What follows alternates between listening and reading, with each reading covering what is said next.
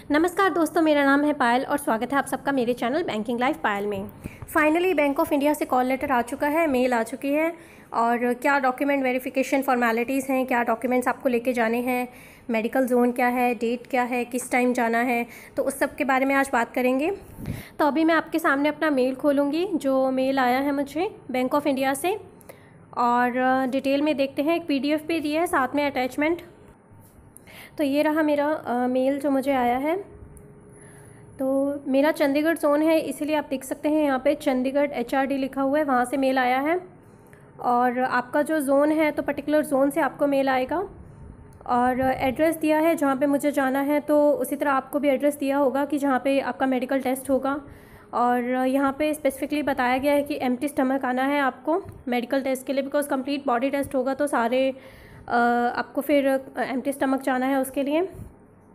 और आपको 10 passport size अपनी फ़ोटोग्राफ्स लेके जानी पड़ेंगी साथ में।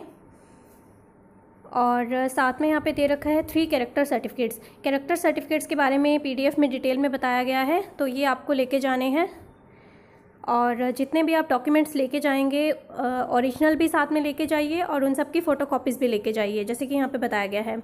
तो अब PDF खोलते हैं और देखते हैं कि PDF में क्या दिया गया है। PDF में आपको डिटेल में बताया गया है जो जो डॉक्यूमेंट्स आपको लेके जाने हैं। तो ये PDF खोल दिया है हमने यहाँ पे, आप इसे डाउनलोड भी कर सकते हैं। ऊपर डाउनलोड का ऑप्शन दे रखा है। ऊपर आपको आपकी पर्सनल डिटेल्स दे रखी हैं, वो पर्सनल डिटेल्स है इसलिए मैंने हाइड कर रखी है। उसमें आपका रोल नंबर, कॉन्टैक्ट नंबर, आपका एड्रेस।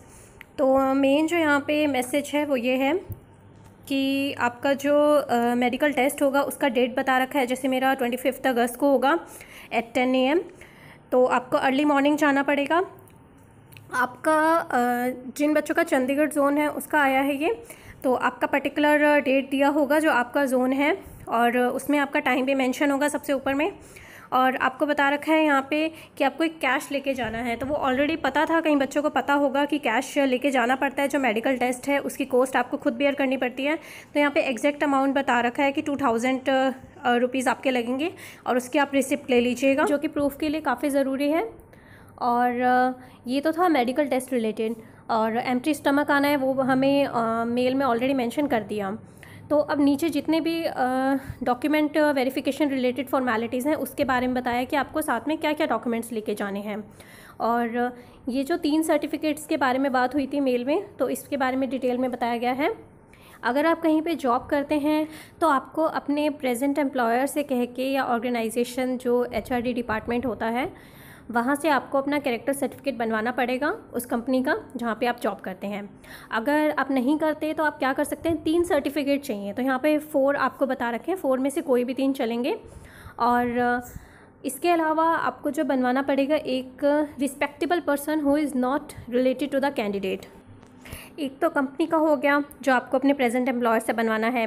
एक हो गया जो आपने लास्ट यूनिवर्सिटी या कॉलेज अटेंड किया है, जो आपकी लास्ट डिग्री रही है एजुकेशन, तो आपको वहाँ से विद स्टैम्प लगी होनी चाहिए उस डॉक्यूमेंट पे, तो वहाँ से आपको अपना कैरेक्टर सर्टिफिकेट बनवाना पड़ेगा। उसके अलावा एक गेजेटेड ऑफिसर है और बैंक ऑफिसर, या तो आप कोई हाई पोस्ट पे लाइक चेयरमैन हो गए किसी गवर्नमेंट बैंक के, तो अगर वो आपको पर्सनली जानते हैं कैरेक्टर के बारे में आपके, तो वो आपका कैरेक्टर सर्टिफिकेट बना देंगे विद हिज सिग्नेचर और स्टैम्प के साथ, जिस बैंक में वो काम करते हैं। और गेजेटेड ऑफिसर से आप बनवा सकते हैं अगर आप बैंक पर्सन से, अथॉरिटी से नहीं बनवा सकते। तो गेजेटेड ऑफिसर में आपका वो लोग आ जाएंगे जो लॉ रिलेटेड है, तो उसमें आप किसी लॉयर से बनवा सकते हैं। अगर आप हाई कोर्ट या नॉर्मल जो कोर्ट होते हैं आप वहाँ जा सकते हैं। और तहसील होती है, आप तहसील से भी बनवा सकते हैं with stamp. I don't think कि अगर आप सरपंच से बनवाएंगे तो वो सर्टिफिकेट वैलिड होगा, बिकॉज़ यहाँ पे गेजेटेड ऑफिसर बोला गया है। तो ये तो 3 सर्टिफिकेट हो गए। लास्ट वाला जो है वो है respectable person who is not related to the candidate. तो इसका मतलब ये नहीं है कि वो पर्सन आपको जानता नहीं है, वो कोई रिस्पेक्टेबल पोस्ट पे है, लाइक किसी गवर्नमेंट ऑर्गेनाइजेशन में। और उसके अलावा ब्लड रिलेशन ना हो, ब्लड रिलेशन और for the safe side relative भी ना हो, बट वैसे आपको जानते हो, रिस्पेक्टेबल पोस्ट पे हो, तो उनसे, जो आपके कैरेक्टर के बारे में जानते हो, तो उनसे आप कैरेक्टर सर्टिफिकेट अपना बनवा सकते हैं। वो आपको बनवाना ही पड़ेगा। इसमें अगर आप प्रेजेंट एम्प्लॉयर से नहीं बनवाते, बिकॉज आपको 3 सर्टिफिकेट तो चाहिए। अगर आप प्रेजेंट एम्प्लॉयर से नहीं बनवाते तो आपको फिर ये वाला सर्टिफिकेट ज़रूरी बनवाना पड़ेगा, और वो सिग्नेचर आपके कर देंगे और स्टैंप लगा देंगे जो भी वो पोस्ट पे है उसकी। जिन बच्चों ने SBI PO का इंटरव्यू दिया था तो उन्हें ऑलरेडी ये चीज़ें पता होंगी, उनके पास सर्टिफिकेट्स भी होंगे ऑलरेडी, बिकॉज SBI के टाइम पे ये सब चीज़ें एडवांस में हो जाती हैं। इंटरव्यू के टाइम पे ही ये डॉक्यूमेंट वेरिफिकेशन में आपके ये सर्टिफिकेट मांगे जाते हैं। तो काफ़ी सारी चीज़ें सिमिलर हैं। IBPS के टाइम पे ऐसा नहीं था, अब ज्वाइनिंग के टाइम पे आई हैं ये चीज़ें। IBPS इंटरव्यू के दौरान ये कैरेक्टर सर्टिफिकेट्स नहीं मांगे जाते जैसे कि SBI इंटरव्यू में मांगे जाते हैं। तो अब ज्वाइनिंग के टाइम पे आपको ये सारे डॉक्यूमेंट्स देने पड़ेंगे। इसके अलावा आपका पुलिस वेरिफिकेशन होगा बैकग्राउंड वेरिफिकेशन के लिए, कि कोई क्रिमिनल बैकग्राउंड तो नहीं है या कोई सूट फाइल तो नहीं है आपके अगेंस्ट।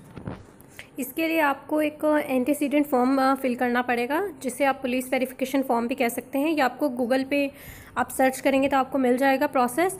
तो इसको आपको क्या करना है, ऑनलाइन फिल करना है आपको इस फॉर्म को, जिसमें कि आपकी सारी पर्सनल डिटेल्स जाएंगी फैमिली की। तो ये था कैरेक्टर सर्टिफिकेट और पुलिस वेरिफिकेशन रिलेटेड। और इसके बाद जितने भी आपके एजुकेशनल सर्टिफिकेट्स हैं जैसे कि मार्कशीट वगैरह, वो सब आपको लेके जानी है। डिग्री जो आप इंटरव्यू के टाइम पे लेके गए थे तो ओरिजिनल भी लेके जानी है, और सबकी एक फ़ोटो स्टेट आप लेके जा सकते हैं, फ़ोटोकॉपी। और कास्ट की बात कर लेते हैं। यहाँ पे दे रखा है कि जो सर्टिफिकेट है, caste certificate to be submitted in the central government format. अगर आपका स्टेट गवर्नमेंट फॉर्मेट में है तो वो नहीं चलेगा, आपका सेंट्रल गवर्नमेंट लिस्ट में आपका होना चाहिए वो सर्टिफिकेट नंबर जो होता है स्पेसिफिक। तो अगर आपके पास स्टेट सर्टिफिकेट है तो आपको सेंट्रल वाला बनवाना पड़ेगा। मैं आपको दिखा देती हूँ, अपना सर्टिफिकेट दिखा देती हूँ।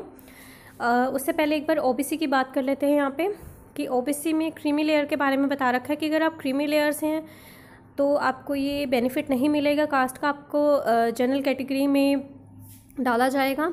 और जो नॉन क्रीमी लेयर के हैं उनका जो सर्टिफिकेट होना चाहिए वो होना चाहिए 1 अप्रैल 2019 से लेके 31 मार्च 2020 के बीच में। तो इस टाइम पीरियड के बीच में इशू होना चाहिए वो सर्टिफिकेट, और बाद में नहीं होना चाहिए। और जो कास्ट नेम है वो टैली करना चाहिए, और सेंट्रल गवर्नमेंट के अंडर होना चाहिए ये भी सर्टिफिकेट। स्टेट सर्टिफिकेट नहीं चलेगा आपका OBC में। और सेम EWS में है। और इनकम एसेट सर्टिफिकेट जो होगा, जो आपको देना है, वो 2018 से 2019 फाइनेंशियल ईयर का होना चाहिए।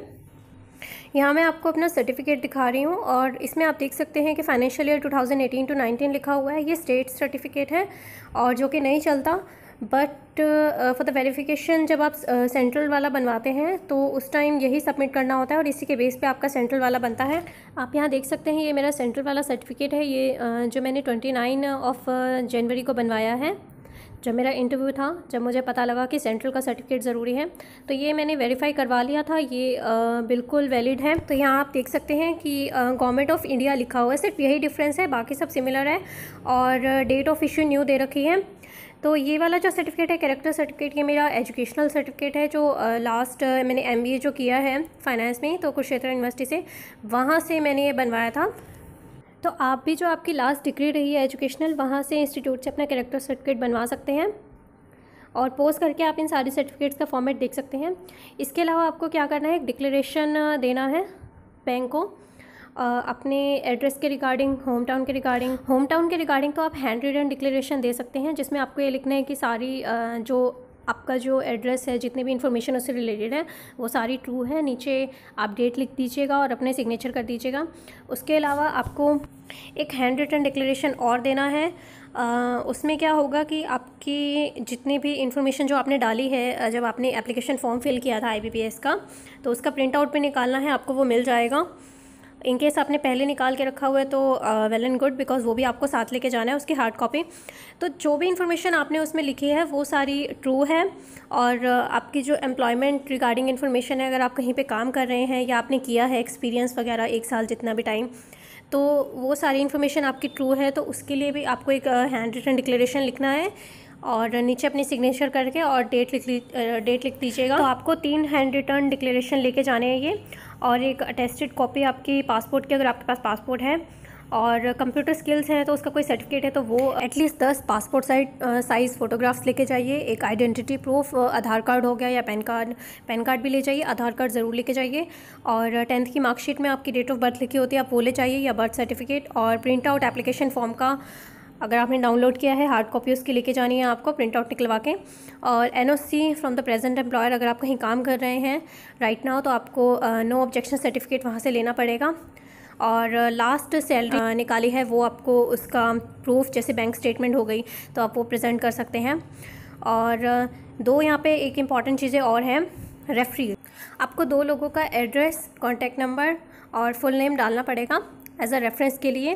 बैंक उन 2 लोगों को क्या करेगा, एक फॉर्म देगा समथिंग लाइक दैट, जिसमें उन्हें कुछ क्वेश्चंस हैं या जो डिटेल्स फिल करनी है, और वो रिपोर्ट बैंक को वापस भेजनी है आपकी कैरेक्टर रिगार्डिंग। तो आप कोई एजुकेटेड रिलेटिव्स हैं अपने, तो आप उनको उनका एड्रेस दे सकते हैं, या आपके कोई प्रीवियस एम्प्लॉयर्स हैं आप उनका भी दे सकते हैं रेफरेंस। इसके बाद ये सारी फॉर्मेलिटीज़ आपकी पूरी हो जाएंगी।